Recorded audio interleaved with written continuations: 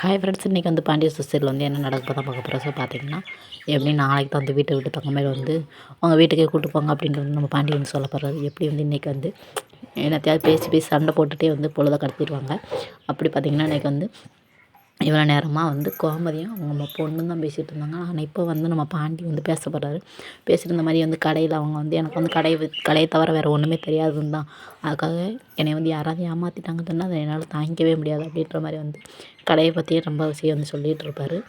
எனக்குன்னு தோணுது அவங்கள வந்து அனுப்பிவிட்டு எப்படி சரவணுக்கு வந்து வேறு ஒரு கல்யாணம் தான் பண்ணி வைக்க போகிறாங்க அப்படின்றது தான் எனக்கு தோணுது. ஆனால் அது கொஞ்சம் நாள் டைம் ஆகும் எப்படியும். ஆனால் இன்றைக்கி வந்து ஒவ்வொருத்தரும் வந்து பேசி பேசி தான் டைப் வந்து போக போகிறாங்க. நாளைக்கு தான் வந்து தங்கமயில வந்து நீங்கள் வீட்டுக்கு கூட்டிகிட்டு போங்க அப்படின்ற ஒரு முடிவுக்கு வந்து பாண்டி வந்து எடுக்கிறாரு. எடுத்தோன்னா தங்கமயில் பாவம் என்ன தான் செய்ய போகிறாங்கன்னே தெரியல. ஆனால் எதுக்கு, ஏன்னா இருந்தாலும் இவங்க வந்து ரொம்ப ஓவராக தான் வந்து போய் சொல்லியிருக்காங்க. இல்லைன்னா கல்யாணம் முடிஞ்சதுக்கப்புறமாவது இந்த மாதிரி நாங்களாம் மறைச்சிட்டோம், என் பொண்ணு கல்யாணம் முடியாதனால எப்படி கல்யாணம் நின்று போயிருமா என்னமா நினச்சிட்டு பயந்துட்டு நாங்கள் வந்து மறைச்சிட்டோம் அப்படின்னு வந்து இவங்க உண்மையை கல்யாணம் முடிஞ்சதுக்கப்புறமா வந்து சொல்லியிருக்கணும். ஸோ இது சொல்லாதது இவங்க தப்பு தான். ஆனால் பாவம் தங்கமயில் இவங்க அம்மாவுக்கும் இவங்க அப்பாவுக்கும் இடைவெளியில் இருக்குது. தங்கமயில் வாழ்க்கை தான் பாவம் போச்சு. ஸோ என்ன செய்ய போகிறாங்கன்னே தெரியல. ஸோ அவ்வளோதான். Okay, bye bye, tata. இந்த வீடியோ பிடிச்சிருந்துச்சா மறக்காம என்னோட சேனலை வந்து சப்ஸ்கிரைப் பண்ணி வச்சுக்கோங்க.